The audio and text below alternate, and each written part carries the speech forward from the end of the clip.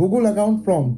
Google account প্রম্পটের ব্যাপারে হয়তো অনেকে জানা নেই। গুগল অ্যাকাউন্ট প্রম্পটটা হলো আপনি যখন আপনার ইমেল অ্যাড্রেস বা ধরুন আপনার গুগল অ্যাকাউন্টটা 2-3টে ডিভাইসে লগ ইন করা আছে, এবার আপনি অন্য একটা ডিভাইসে লগ ইন করতে যাচ্ছেন, এবার সেক্ষেত্রে দেখবেন ওই ট্রাস্টেড ডিভাইস বলে একটা নোটিফিকেশান যায়, সেখান থেকে ইয়েস ইটস মি বলে একটা নোটিফিকেশান আসে।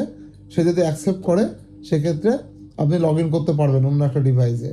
ধরুন আপনি অন্য কারোর মোবাইলে বা অন্য কারোর ল্যাপটপে বা কম্পিউটারে আপনার অ্যাকাউন্টটা লগ ইন করা আছে, সেক্ষেত্রে তার কাছে নোটিফিকেশনটা চলে যাবে, আপনি কোন কোন ডিভাইসে লগ ইন করছেন সে জানতে পারবে এবং চাইলে সেও ইজিভাবে লগ ইন করতে পারবে আপনার গুগল অ্যাকাউন্টটা।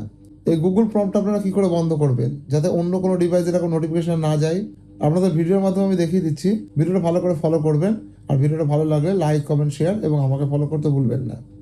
প্রথমে আপনার মোবাইলের জিমেল বা প্লে স্টোর যেটাই হোক আপনারা ওপেন করে নেবেন। এই উপরে দেখুন ডান দিকে আপনার প্রোফাইল আইকন আছে, আপনার ছবি দেওয়া বা আপনার নামের প্রথম অক্ষর দেওয়া।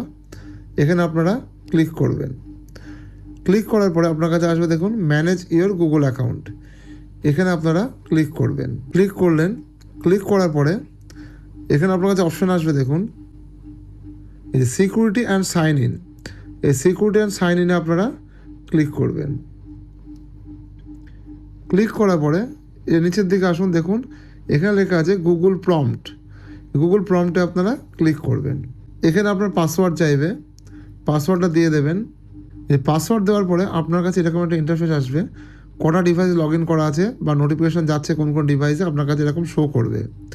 যে ডিভাইসটা আপনার পছন্দ নয় বা যেটা থেকে আপনি লিঙ্ক আউট করতে চাইছেন, ম্যানেজ ডিভাইসে আপনি এরকম ক্লিক করবেন। ক্লিক করার পরে এই দেখুন 3 সেশন, আইফোন 2 সেশন, প্রচুর ডিভাইসের নাম আছে, যেটা প্রয়োজন নেই সেটার পাশে এরকম অ্যারো চিহ্নতে আপনারা ক্লিক করবেন। ক্লিক করলেন। ক্লিক করার পরে দেখুন এখানে সাইন আউট বলে একটা অপশন আছে। এই সাইন আউট অপশন আপনারা ক্লিক করবেন, অটোমেটিক সাইন আউট হয়ে যাবে। এরপর থেকে আপনার সেই ডিভাইসে কোনো রকম লগ ইন নোটিফিকেশান যাবে না। এখানে আপনাদের কাজ শেষ।